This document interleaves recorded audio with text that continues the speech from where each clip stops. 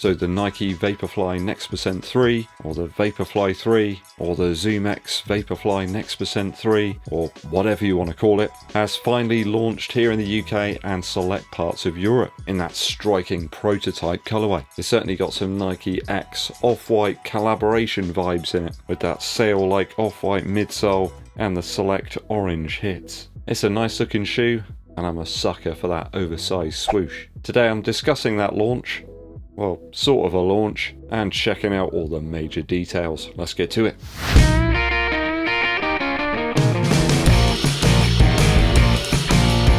Thanks for tuning in, people. Eddbud here. If you haven't done so already, help the channel out by subscribing and also clicking the bell for notifications. Give this video a thumbs up like too, it really does help us out. So did you grab a pair of the Nike Vaporfly NEXY 3? Even about 24 hours after launch, there were still a few pairs sitting around. People hadn't picked up all of that initial stock. Never before have I seen such an occurrence where a brand new Vaporfly was just sat there online ready to be bought. As a maniac who enjoys running in a straight line at the fastest speed I possibly can, I'm really excited about this one. Nike have obviously got the standard speech and the spiel, you know, it's the shoe for your PR, your personal best, and they love to make us feel bad, you know, when you perhaps don't do it, because, you know, it's actually down to you and your body, really. I got a notification whilst filming a video just after 8 AM that said the shoe was available. It was a message from these two absolute legends informing me that the shoe was now available for members on Nike's app and website. All that means is you've just got a Nike account, basically. As long as you're logged in, you'll be able to see it. The shoe appeared in like the members products in both men's and women's version. I do remember that in the past when I picked up pairs of the Vaporfly, it was like a unisex release. It had both the men's and women's sizes, priced at 235 Earth credits. It's not the most I've ever paid for a Vaporfly release. I think that was actually the original NEXY that launched back in June 2019. I remember the day. £239.95. At least this one's a touch cheaper, I suppose, by like a £5 or something. Might be able to get yourself a tin of soup for that. Yeah, it's a £5, but it all counts these days, doesn't it? Even the afternoon, the day after the release of this shoe, there were still women's sizes sitting on the Nike store. But at the time of actually making this video, they're all gone now. The whole initial stock is gone. I did notice they had up to size 13 and 14 in this one. I don't know if that's the case in previous versions of the shoe, but that's a good thing if you've got larger feet. Tim Gross, you're in luck. But of course the resellers are out in force on this one already on all the platforms. There's some quite frankly insane asks and some sales in fact on StockX. I did see one at £623.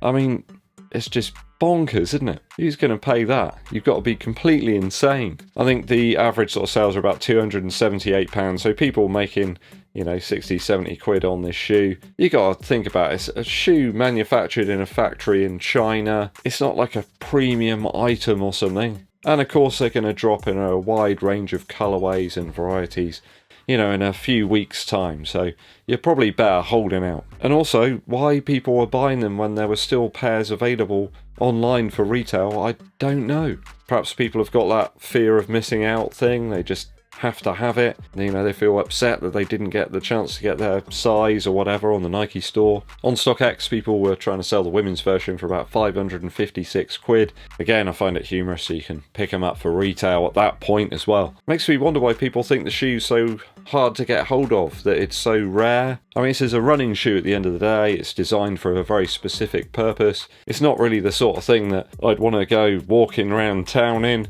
It's so kind of compressive and stuff. I can't imagine it's particularly nice to walk in. I've never walked in mine, only for running. That's what I use it for. That's what its intended purpose is at the end of the day. Over at eBay, there are lots of prices outside the stratosphere as well. Way over the retail. Around about a £600 mark that people are asking. Some people are a little less greedy and asking for £375.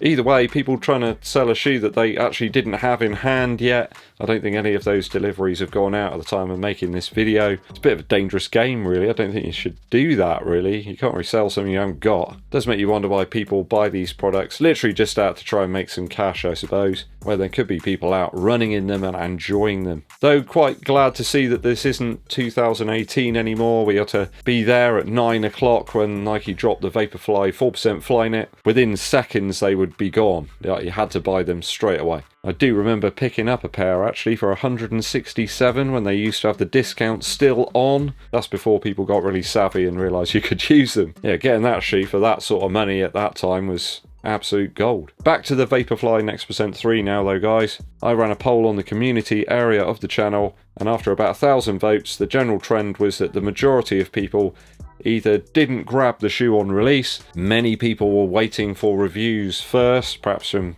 the likes of me, or they're just not interested at all. Like Beast, for example. Beast, my cat, is just sat here by the heater, fast asleep. You alright, Beast? Yep, she's alright. Quite surprising results, to be honest with you guys. Only about 4% of people finding the shoe had sold out in their size, and 8% actually grabbed it on site with no hesitation whatsoever. 26% of the people we voted are waiting for reviews, and a whopping 49% of people are just simply not interested. Now, is that other brands have kind of caught up? Is there not such a difference between the Vaporfly and some of the other top line race models now? Interestingly, 13% of you who voted were unable to find it on the site or app. From a interface design perspective, I find that really interesting. I'm going to talk to some of my students about that actually. How they kind of had the product up, but it was kind of hidden away. If you were a Nike member, you could get it. It wasn't like it had to receive the special message from the Ingebrigtsen brothers. Just checking in about 10 PM the day after the launch, and all the pairs are now gone in terms of women's and men's sizing on the Nike store. I think there was a drop at sportshoes.com yesterday, as in the 7th of March. I think they're all gone now, aside from a sole couple of pairs of 5.5. That's all they got left at the time of writing this video. They're probably all gone now. I've got to be honest, I always have good luck with the Vaporfly series when I use them for racing and training, to be honest with you. I've never had any fall apart on me or anything like that. I can certainly perform in that shoe. I've hit some really fast 5Ks, 10Ks, half marathons. My personal best is in the Vaporfly NEXY 2. Even towards the start of the week, a very tired 42-year-old man with a head cold managed to hit his 5K pace in that shoe. You know, I've been feeling really rough for a few days before that. It was still helping me to get to that sort of performance level. I think that says a lot about a shoe. Just gives you a little kick on toe off, and it feels really forgiving over distance. Now, quite a number of you have expressed some worries or reasons as to why you didn't pick the shoe up. Lots of you are worried about the arch area of the shoe. You want to hear more information on that attribute before you stump up the cash, and I fully understand that. I don't see this one being much different to the 1 or 2 in all honesty, although I'll get the shoe in hand and let you know. I shall remain hopeful up to this point for the wider footed viewers. Now, the V2 held up very well for me in terms of durability, though I'm a little worried to see the very straight edged cutouts and tooling on that midsole. I am very interested to see how the exposed foam on the outsole is going to hold up. That's always been an issue with the Vaporflies since the very first iteration. Zoomx just doesn't really react very well, no pun intended, to having things stuck to it, and it really doesn't like hitting the floor. Is the upper going to be more breathable? That's another one of the questions people have. Can't ever say that any of them have felt particularly claustrophobic. I would be blown away, no pun intended, if it wasn't, like, with all those holes in it. It does look like Swiss cheese. You may have to wait a little bit longer for a review, guys. There's sleet and snow out there at the moment, although I guess running in the snow in that shoe isn't the worst. I don't think I'll be able to get up to my typical 5K pace though, so let's hope it clears away over the next couple of days so I can get my review out for you. Let me know your thoughts and opinions on the Vaporfly NEXY 3 down in the comments. Musical interlude for you. I recently went searching for my Belle and Sebastian album, If You're Feeling Sinister. Just can't find it anywhere. Maybe I lent it to someone or they borrowed it or somehow. Maybe someone nicked it, I don't know. Fantastic album though, beautiful sounds there. Some of the best recorded Telecaster sounds that I can recall on any album. One of my favourite tracks is the intro track, The Stars of Track and Field. It slowly builds up. What I love is the unfiltered Scottish accent on all the tracks. Just feels real, it feels like it's from the heart. The mixture of guitars, bass, very subtle drums as well.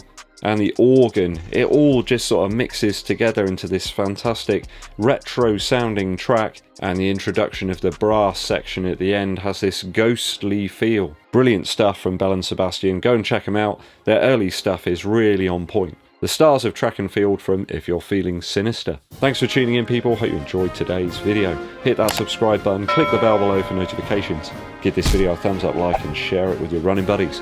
My name's Eddbud, and I'll be seeing you